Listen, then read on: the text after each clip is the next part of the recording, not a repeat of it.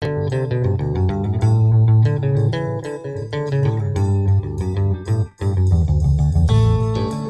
everybody, welcome back to School Sucks Live. This is Brett. Osborne is with me in the studio tonight.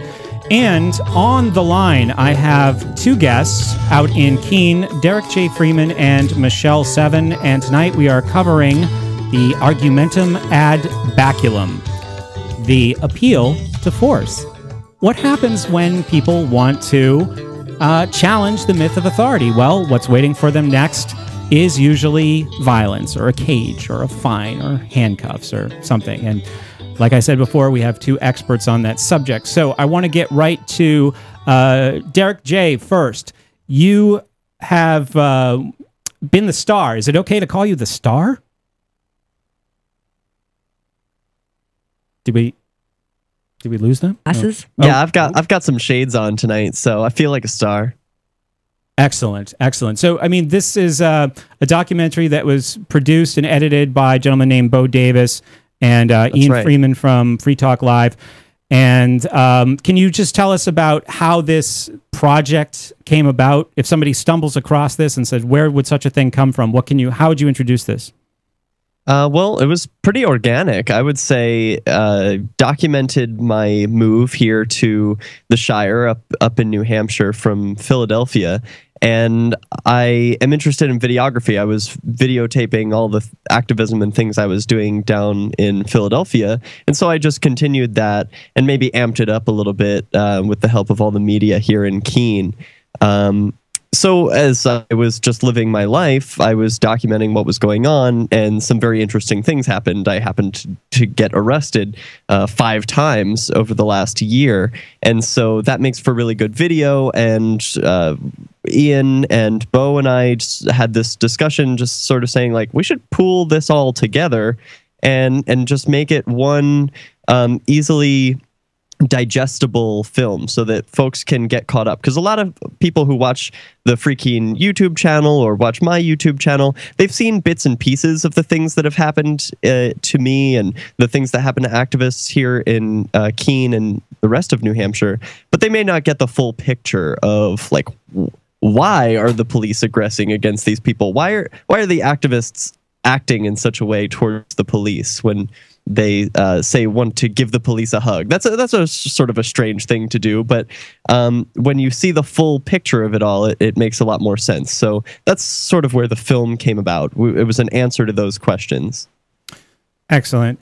Now, the other thing too is people can have a look at you on the cam if they want to go to schoolsucksproject.com/live, and you are a well-dressed, well-groomed, and after a segment, we can tell that you are a polite man, but it seems like somebody is always trying to put you in some kind of a cage. And I find that there is no, out in Keene, there is no Victims of Derrick J support group, is there? No, nothing like that. But, you know, for all my manners, I am a threat to the system because I shed light on their illegitimacy, the fact that they don't use reason and logic to support their actions, that what they are is a group of bullies who make demands of other individuals, and if those demands aren't met, then they use violence against them. And so just by holding a camera, that becomes evident. There's nothing special to what I've done except for, you know, where I've pointed my video camera on these bureaucrats who are acting so unruly. I'd like to interject because I disagree. You said that they don't use reason and logic, and in keeping with the subject of tonight's podcast, I think that the government does use reason and logic. They just use it incorrectly, and because people, the public in general, is so poorly educated in rhetoric and discourse and logic and proper reasoning, then they swallow whole these incorrect belief patterns and things, such as the government, you know, is an authority for one thing, and that because Derrick lives in the town of Keene, that he is obligated to obey all of these laws, whether or not they are based on natural laws, and they're proper and they're just and what have you. And Derrick, I saw many people comment on forums, well, he just has to obey. He's supposed to obey based on what? So I would say that the government has successfully hoodwinked, and down through the education system and everything, hoodwinked people into to believing their lies, and have misused reason and logic to convince people of that. I have to say, I think you're right on that point, Michelle, because when a lot of people will criticize what I do with civil disobedience, they'll assume that I'm stupid, and that I'm not aware that the government has this legitimacy over me, and that I have to follow these rules, or that I don't know what the consequences will be. And they would only assume that I'm stupid if they assumed they were using some sort of logic to support their arguments. So I wonder too if there's like a more emotional piece to this, like people's anxiety and resentment about, seeing somebody walking around outside of the cage, even though that cage is very much mental, can be very upsetting. Similar to, I know this is always a comparison that upsets people, but when slavery existed, obedient slaves believed that runaway slaves were thieves, stealing the property of the owners. So whenever people see that there is a way to do this, I think that sometimes it might put a little bit of pressure on them that, wait a minute, is there something here could I do that? Is this something we should all be doing? The door to the cage is open. Could we all just be walking around out there? Do you know what I mean? Well, it's amazing how many people will, I know we're focusing on Derrick's thing, but just to address that, it's amazing how many people, when they hear that I don't register my vehicles, or I don't pay income tax or capital gains, how they all think I'm getting away with something.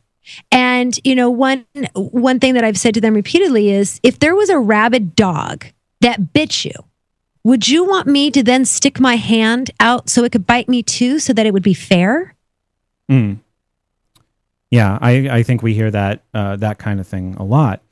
I think people wanted to generally escape the personal responsibility of their unhappiness with their slavery. I think a lot of people are more aware of their slavery than they admit, and when they see people acting free, it may be upsetting to them because they're realizing that they have no one else to blame but themselves.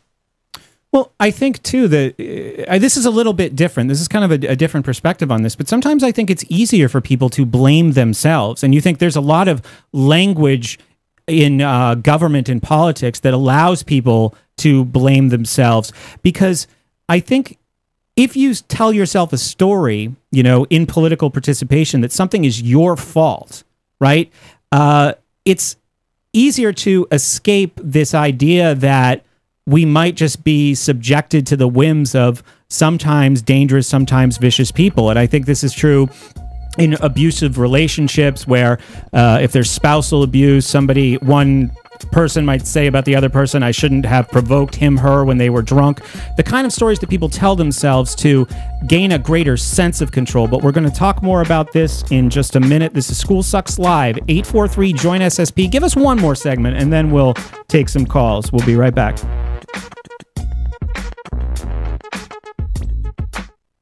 This is the Onion Week in Review. Thousands of outrageous